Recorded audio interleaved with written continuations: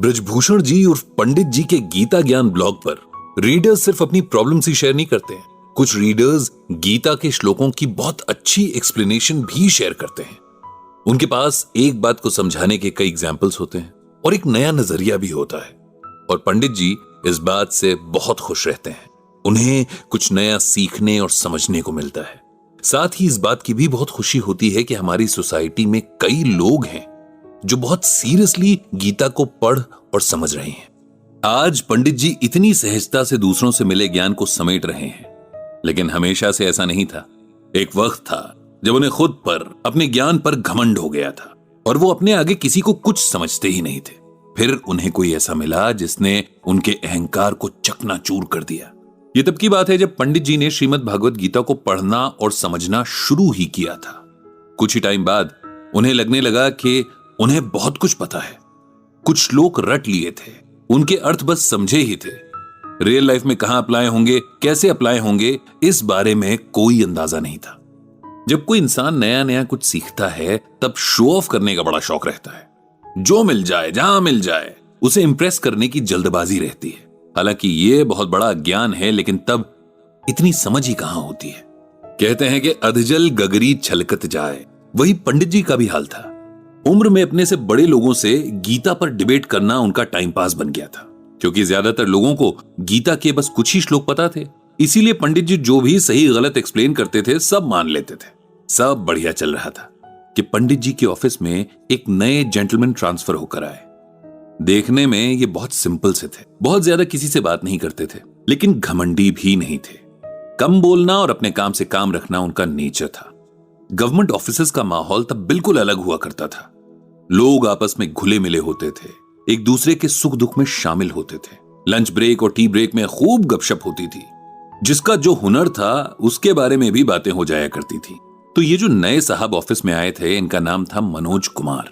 Lunch break में वे सबके साथ आकर बैठते थे, लेकिन सबकी सुनते थे, बोलते बहुत कम थे। कोई किसी बात पर उनसे राय पूछता तो हल्की सी स्माइल के साथ अपनी बात रखते थे। उनकी बातों में हमेशा समझदारी होती थी। जो भी बोलते फैक्ट्स के साथ बोलते। किसी बात से डिसएग्री करना भी होता तो बहुत कामली ऐसा करते थे, और ऐसे कि अपनी बात भी रखें और सामने वाले को बुरा भी ना लगे। इधर पंडित जी तब बिल्कुल अलग हुआ करते थे। अपनी बात कहने में बहुत अग्रेसिव, सही हैं तब तो बहुत लाउडली अपनी बात रखते थे। गलत हो तब भी किसी के आगे अपनी गलती मानने को तैयार नहीं होते थे। कुछ यंग एज का असर और कुछ खुद को ज्ञानी समझने का अहंकार था जो टाइम के साथ बढ़ता ही जा रहा था। एक बार ऑफिस में एक ऐसी घटना घटी जिसने पंडित जी को एकदम बदल कर रख दिया। यह घटना कुछ इस तरह से थी। उनके ऑफिस में गवर्नमेंट की किसी योजना पर काम हो रहा था।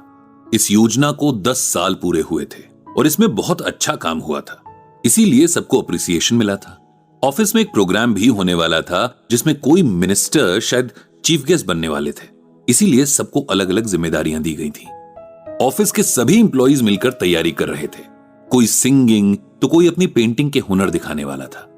पंडित जी को उनके बॉस ने कहा था कि वे गीता के श्लोकों पर कुछ ऐसा प्रोग्राम तैयार करें जिसमें रियल लाइफ सिचुएशंस में गीता ज्ञान को कैसे अप्लाई करना है ये सिखाया जाए।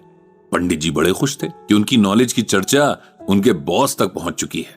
उन्होंने एक छोटा सा प्ले तैयार किया था जिसमें कुछ कैरेक्टर्स को अलग अलग प्रॉब्लम्स थी और वो उनका आंसर ढूंढने पंडित जी के पास आते हैं। फिर पंडित जी उन्हें गीता के श्लोक सुनाकर उनका मतलब समझाते हैं और उनके डाउट्स क्लियर करते हैं। मनोज जी ने जब यह आइडिया सुना तो उन्हें बहुत पसंद आया। उन्होंने भी पंडित जी से इसमें शामिल होने के लिए रिक्वेस्ट की। पंडित जी ने कहा कि अगर उन्हें यह आइडिया पसंद है तो बिल्कुल वे इसमें कोई भी रोल प्ले कर सकते हैं। इधर बाकी सब तो अपने अपने पार्ट्स की रिहर्सल कर रहे थे, लेकिन पंडित जी को खुद पर इतना घमंड हो गया था कि उन्होंने अनाउंस कर दिया कि वे ऑन स्टेज ही प्रॉब्लम सुनेंगे और वहीं आंसर देंगे। उन्हें कुछ भी पहले से रट कर जाने की जरूरत नहीं है। सब लोग पंडित जी के कॉन्फिडेंस की तारीफ कर रहे थे। जिस दिन प्रोग्राम था सब लोग सुबह सुबह ही ऑफिस पहुंच गए थे। चीफ गेस्ट के वेलकम की सभी तैयारियां पूरी हो चुकी थी।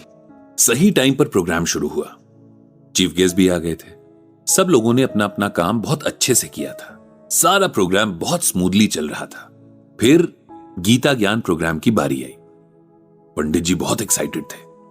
आज पहली बार उन्हें छोटे ही सही लेकिन एक स्टेज से अपने नॉलेज को दिखाने का मौका मिल रहा था।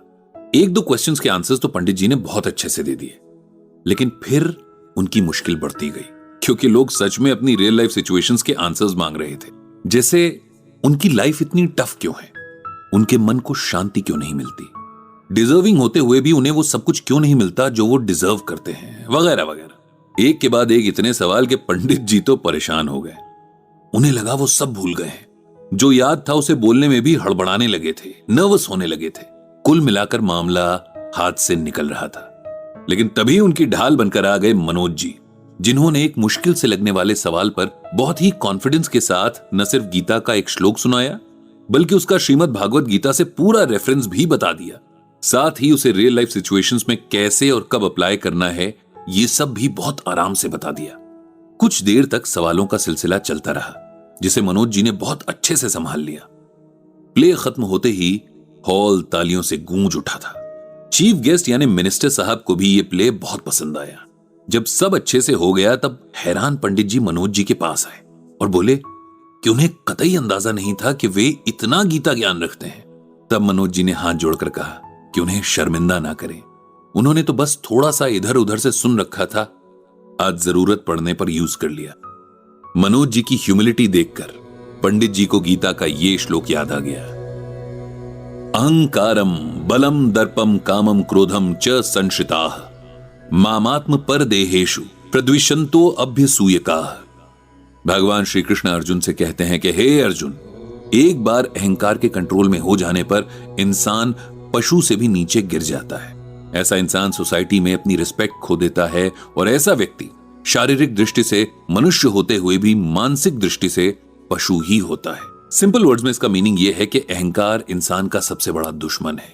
अपने ज्ञान पर, पैसे पर, शरीर पर या स्टेटस पर, किसी भी चीज पर अहंकार नहीं होना चाहिए। उस दिन पंडित जी को रियलाइज हुआ कि उन्हें बिना बात का घमंड हो गया था और वे कितने गलत रास्ते पर जा रहे थे। इस बात को आज याद करते हुए पंडित जी ने भगवान को धन्यवाद दिया कि जैसे टाइम रहते उन्हें अहंकार से बचा लिया, वैसे ही सबको बचाएं।